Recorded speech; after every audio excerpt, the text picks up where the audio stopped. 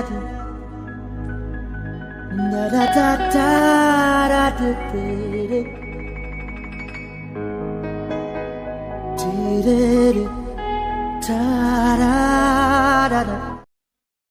বন্ধুসকল, কেন্দ্ৰীয় চৰকাৰে আৰম্ভ কৰা অন্বেষণ আঁচনিটো যাতে সফল হয় তাৰ বাবে এটা ধুনীয়া এপ উলিয়াইছে চৰকাৰে। এপটো হৈছে মেৰা ৰেচন আৰু এই এপটোত বহুতো সুবিধা কৰি দিছে। আৰু এই এপটোৰ জৰিয়তে বিশেষকৈ যিসকল লোকে নিজৰ ঘৰৰ পৰা দূৰত থাকে, মানে তেওঁলোকে কিবা কাৰণত হওক বা কিবা কামৰ ক্ষেত্ৰত হওক, আৰু এই এপটোৰ জৰিয়তে আপুনি ৰেচন কাৰ্ডৰ কিমান সামগ্ৰী পাইছে বা আপুনি কিমান সামগ্ৰী পোৱা বাকী আছে, আপোনাৰ ৰেচন কাৰ্ডৰ লগত আধাৰ কাৰ্ড লিংক হৈছে নে নাই, এনেকুৱা বহুতো অপশ্যন আছে। তেনেহ'লে আহক এই এপটোৰ ভিতৰত কি কি অপশ্যন আছে আৰু আপুনি এইটো কেনেদৰে ব্যৱহাৰ কৰিব। প্ৰথমে আপুনি আপোনাৰ মোবাইলৰ প্লে ষ্ট'ৰলৈ যাব আৰু চাৰ্চ বাৰত টাইপ কৰিব মেৰা ৰেচন আৰু আপুনি এই এপটো ইনষ্টল কৰি ল'ব। ইনষ্টল হোৱাৰ পিছত আপুনি এতিয়া অ'পেনত ক্লিক কৰি দিব। এতিয়া আপোনাৰ এপটো অ'পেন হ'ল আৰু ইয়াতে বহুকেইটা ভাষা আছে। আপুনি আপোনাৰ ভাষাটো বাছি ল'ব। ইয়াতে 3 ডটত ক্লিক কৰিব আৰু আপুনি ইয়াৰ পৰা নিজৰ ভাষাটো বাছি ল'ব। ইয়াতে প্ৰথম অপশ্যনটো আছে ৰেজিষ্ট্ৰেশ্যন। এইটো অপশ্যনত ৰেজিষ্টাৰ কৰি আপুনি আপোনাৰ ঘৰৰ পৰা দূৰত যি ঠাইত থাকে, অসমত হওক বা অসমৰ বাহিৰতে হওক, আপুনি সেই ঠাইতে আপোনাৰ ৰেচন ল'ব পাৰিব। গতিকে আপুনি ইয়াতে প্ৰথম ৰেচন কাৰ্ডৰ নম্বৰটো বহাই দিব আৰু ছাবমিট কৰি দিব।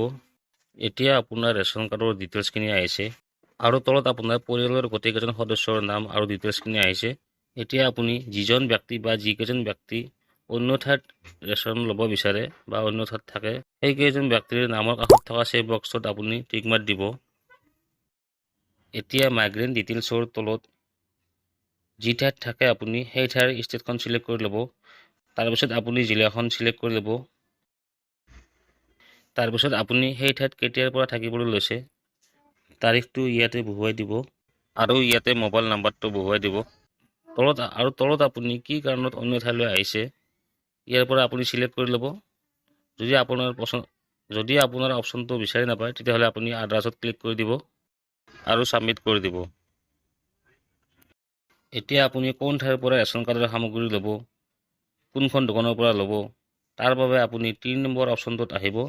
ইয়াতে আপোনাৰ ওচৰে পাঁজৰে থকা সকলো ৰেচনৰ দোকানৰ নাম আৰু লোকেশ্যন আহি যাব। তাৰপিছত তলত আপোনাৰ মাই ট্ৰেনজেকশ্যন অপশ্যনটো আছে। ইয়াতে আপুনি যোৱা 6 মাহত কিমান ট্ৰেনজেকশ্যন কৰিছে আহি যাব, কোন তাৰিখত কিমান ৰেচন সামগ্ৰী লৈছে সকলোবিলাক আহি যাব। আৰু তলত আছে আপোনাৰ আধাৰ চিডিং। ইয়াতে আপুনি আপোনাৰ ৰেচন কাৰ্ডৰ লগত আধাৰ কাৰ্ড লিংক হৈছে নে নাই আপুনি এইটো চাব পাৰিব। আৰু যদি আপুনি আপোনাৰ ৰেচন কাৰ্ডৰ নম্বৰটো নাজানে তেতিয়াহ'লে আপোনাৰ ইয়াতে গোটেইখিনি ডিটেইলছ আহি যাব। আপোনাৰ ৰেচন কাৰ্ডৰ বিষয়ে আধাৰ কাৰ্ডৰ লগত লিংক হৈছে নে সেইটো আহি যাব। আৰু ইয়াতে বহুকেইটা অপশ্যন আছে, গোটেইকেইটা অসমত লাইভ হোৱা নাই এতিয়ালৈকে। বন্ধুসকল, আজিৰ ভিডিঅ'টো ইমানেই। আৰু যদি আমাৰ ভিডিঅ'টো ভাল লাগিছে প্লিজ লাইক এটা কৰি দিব আৰু আমাৰ চেনেলটো ছাবস্ক্ৰাইব কৰিব। আৰু এনেকুৱা ধৰণৰ ভিডিঅ' চাই থাকিবলৈ আপোনালোকে ন'টিফিকেশ্যন বেলটো প্ৰেছ কৰি দিব। আজিলৈ এৰিছোঁ। জয় আই অসম।